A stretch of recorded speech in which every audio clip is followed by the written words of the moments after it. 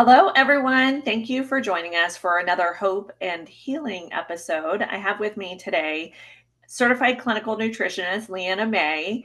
And if you have unexplained infertility, well, around here we say unexplained simply means unexplored. And the unexplored portion that we're looking at today is protein and how it comes into play, especially if you're over 35 in getting pregnant, making sure that you have enough protein so that your body can do what it needs to do and that you can conceive. So, thank you for joining me today, Lienna. I'm so excited to have this conversation with you. Um, Welcome and tell us a little bit about yourself. Yeah, thank you so much for having me, Erica. I'm happy to be here. I am a licensed clinical nutritionist, actually now in multiple states, Florida, Massachusetts, Minnesota, and Illinois. I love work in this field of which you've mentioned, really exploring what is the root cause behind health issues. So we're not just putting kind of like that slap of, we don't know what's going on. A lot of times we're just, like you said, we haven't explored or haven't had a chance to dig deeper or run more in-depth labs and all of that. So that's my passion with nutrition, looking at everyone as a whole person. What can we do to optimize their nutrition, health, weight, gut health, fertility, those type of things, and find how can someone have wonderful health and like be in that optimal health and strive, even if you're older too. Yeah. So that just jumps right into thank you for that. And if you've been around for a minute, you know that Leanna is a contributing partner for the NurturePath Fertility Incubator program. Um, so, women over 35 are often told that their infertility is just age related. Can you talk for a minute about how protein comes into play for egg quality and for hormone support and production and all of that? Yeah, great question. Um, Protein is really a key when we're thinking about that because really when we think of protein, it's made out of amino acids, which are literally the building blocks in everything our body does. And our eggs are made from protein. You know, we need protein to help us support healthy fertilization, implantation. We need those amino acids to make optimal levels of hormones. We need those amino acids, protein essentially to help us later grow a baby because you know your body's gonna go through so much to be able to use so many amino acids. So this is really like a crucial element for healthy fertility and implantation, and especially if someone who's struggling with infertility too, that's one of the components we want to look at. Are they getting enough protein for their body? Yeah. I mean, so often clients come to me, I'm sure that this happens with you too, where the doctor has told them either their OBGYN or their reproductive endocrinologist that the protein, not just protein, but their diet doesn't matter, that they can't improve their egg quality. Mhm. They've been told that their labs look normal. Mm. And how does increasing protein uncover those metabolic or inflammatory issues that standard testing kind of misses? Mhm. Yeah, so one of the biggest things too, as you mentioned, with age, we will have a little bit of that sometimes slight decline, right? Progesterone or estrogen, and that's when we need those amino acids to help support quality. We also need those optimal amino acids. I forgot to mention the first question for healthy eggs, right? Because they Yeah. need to be nourished, they need to be thriving. We don't want them to be depleted. And that's where, you know, someone says nutrition doesn't play any role, I would say run away because that's Yeah. so far from the truth. We need those amino acids, antioxidants, healthy nutrition to nourish those aging eggs. Of course, we can reverse the aging, but we can really give optimal levels of protein. And the other side of it too, as we age a little bit, we have more higher chance of some of that insulin resistance, especially someone who might have PCOS. Yeah. Some of those other issues with adding optimal levels of protein, it's going to help support better blood sugar balance, metabolic health. It's going to reduce oxidative damage and essentially inflammation that can create some of that, issues with imbalanced hormones, gut health, type 2 diabetes, or someone who's Yeah. maybe in pre-diabetic range. Because and what happens is a lot of times we add in more protein, the person starts having better balanced blood sugar, they may be able to lose weight or maintain it better. Their metabolic health improves. The other side of it, we need lots of protein for optimal gut health and hormones. So that's going to Yeah. support that. If someone's having hormonal issues, we need to give them more protein because that's going to help regulate their cortisol.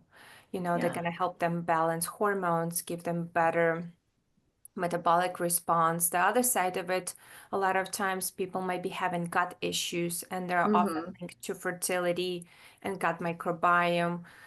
They've done some research even this year where they found out if there's a lot of gut imbalances, that's going to impact fertility and vaginal health, all of that. So protein is going to Yeah. help also regulate these hormones and give the nutrients it needs.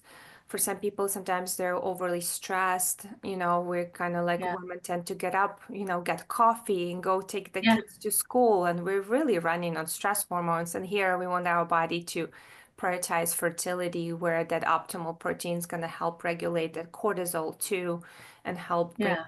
body more into that healing, repairing, restorative mode where body is kind of prioritizing fertility versus it's thinking, no, I'm so stressed, I'm running away from the Yeah. bear, I'm constantly in that fight and flight mode. It's not where it's really focused at that point on fertility too. Yeah. So many good points in there. I Oh, have good. so many questions. Please, yes. But I think that the biggest takeaway from what you said is that you're making your eggs healthier. Like, so many women come to me and they say, "Well, I got a lot of eggs. I just worked with a client the other day. She had 25 eggs for her first Mhm. retrieval, but Okay. they only got two that were healthy Yeah. enough for transfer, and then Mhm. neither of those, stuck." Mhm. Um, so what we're talking about, what Leanna and I are talking about, is helping your body get into a rest and digest, get out of that fight or flight mode, increase the um, increasing the protein, lowers the cortisol, right? Mhm. And Yes. helps everything all the way around. So Yeah. again,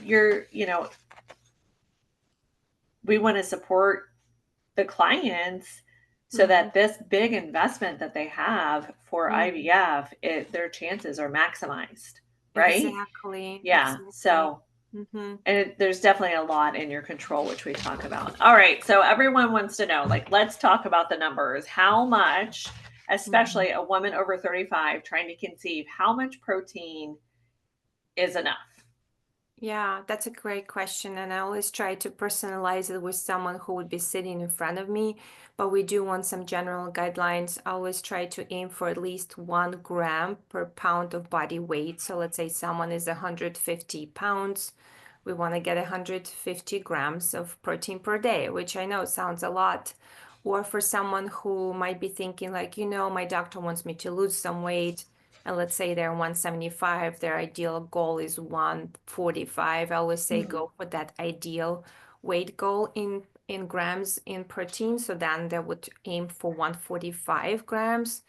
And then that even goes up if someone does get pregnant, even the first trimester, because we need glycine, we need lots of collagen, all of these things we grow in a baby too, where you need extra protein to consume, which I know sounds a lot, and people are like, oh no.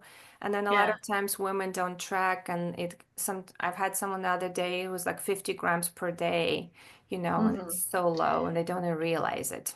That is such a good point because I think as women, we are not prone to be carnivores. We are not like Yeah, heavy protein eaters. And I think most women, I think probably when I was trying to get pregnant also, I would have said, "Oh, I think I'm getting enough. I think that that's a reasonable mhm, amount. I eat a little bit of protein with each meal." But mhm, if you're experiencing infertility, and especially if you're over 35, you your body is telling you that that is not enough, and so tracking this not in a perfection way, but mhm, just in noticing and mhm. taking baby steps and increasing that protein. Um, so we don't want our clients to feel overwhelmed. How do you go about adding good, clean proteins to your diet, especially, let's just say, for the woman who doesn't love meat? How Mhm. do you help them through that? Yeah, that's a great question too. And I really try to kind of, almost like eliminate that overwhelm where you think of it. Let's aim for at least like 25 to 30 grams of protein with every meal, breakfast, lunch, dinner. Then if we add one or two protein-rich snacks, so smoothies or protein, then you really easily hit that goal, with that in mind. And I really teach my clients, if you look at your plate, let's kind of start with protein first and then build lots of veggies, some complex carbs, healthy fats around it. So that way we're getting optimal protein. We're starting with that, but we're adding a ton of antioxidants, fibers, all of the good things like complex carbs, like sweet potatoes, something like that. That's also going to help us boost fertility too. Um, it's great it doesn't always necessarily have to be, like you said, a big piece of chicken or steak, right? Yeah. It could be like for breakfast, some eggs and cottage cheese, or Hmm. Greek yogurt for a snack that gives you the serving 15 grams of protein. Then Yeah. if you add like walnuts or pumpkin seeds on it, some berries, you kind of hit your fiber. And with that snack, you easily hit 20 grams of protein. For us as women, I do like to add sometimes to collagen or protein powder to coffee or tea just because it's Hmm. easier, again, to boost it like another 15, 20 grams where you don't feel like you're eating the chicken all day A whole long, chicken a right? day, right? Yes, yes. Yeah. And sometimes even something simple like again, seafood, sometimes with, salmon or whitefish, or a little bit of tuna, could be like a tuna snack with some crackers and Hmm. avocados. Sprinkle a little bit of pumpkin seeds or nutritional yeast that has 5 grams of protein. Beans, quinoa Yeah. has some too, edamame for a snack, and again, dairy, if you can tolerate it, that's a great source with even Yeah. something like mozzarella sticks on the go.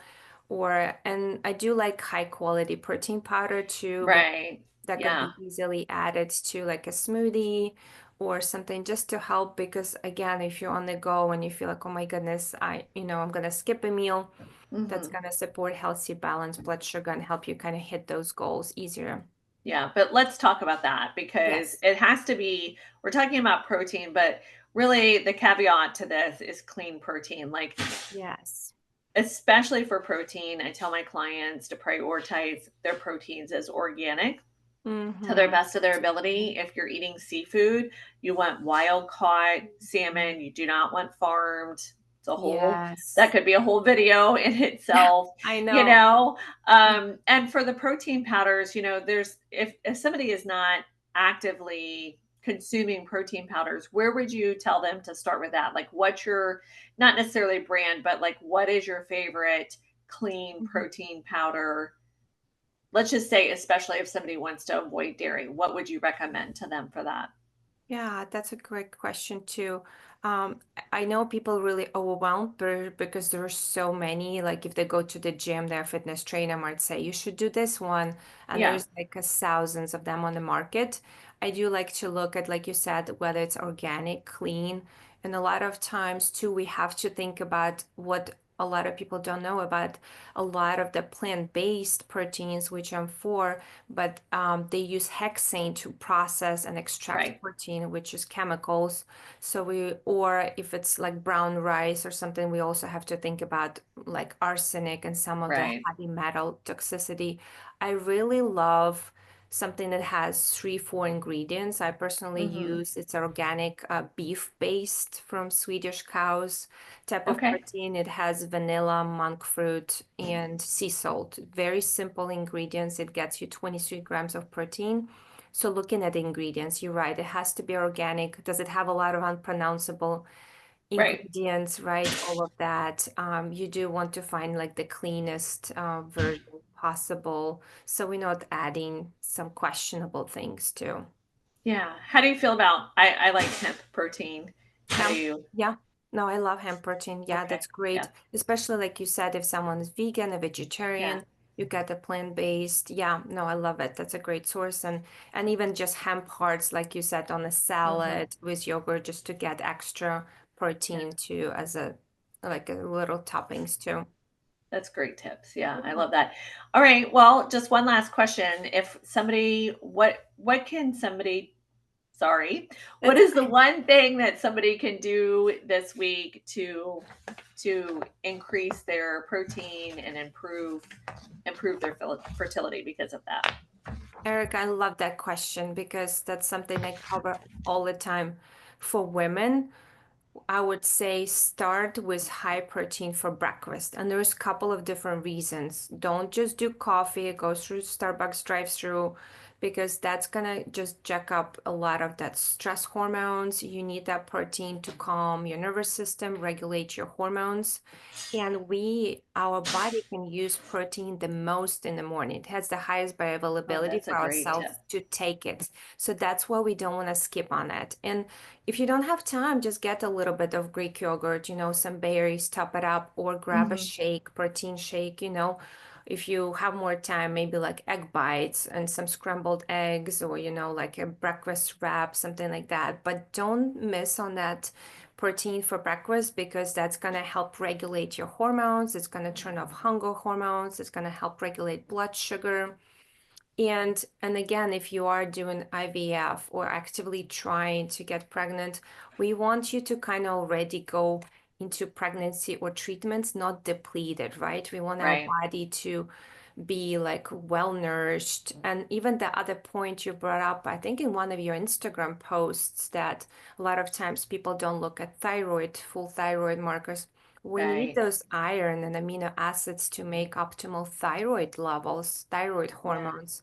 It's all really connected, right? So if we Yeah. kind of work on that, we're gonna help optimize eggs and implantation, kind of give your body the fuel and nutrients it needs to thrive and do what it's supposed to do, right? With pregnancy and fertility, really, and boost all of that. Yeah, that's so great. And thank you for that tip about breakfast in the morning. I think that, again, as women, that would probably be something that we would not prioritize. And Yeah. I'm all about like simplifying and making Mhm. things easy. So, if you make breakfast on the weekend, make some extra, throw some egg bites in the oven, Mhm. so that you can just grab them out, throw Exactly. them, throw them in the Hmm. microwave or in a pan and Yeah. heat them up and then you can, Ready to hit the go. road. Yeah. That's great. That's great. Yeah. Thank you so much for being You're on welcome. here and talking about the importance of protein. If you got any good tips out of this, please like and subscribe. And in the comment section, I'll link Lienna's website if you'd like to reach out to her about more nutritional support. Thank you so much, Lienna. Oh, thanks for having me. Can't wait to do more. Thank you, Erica. Okay, bye bye. Bye.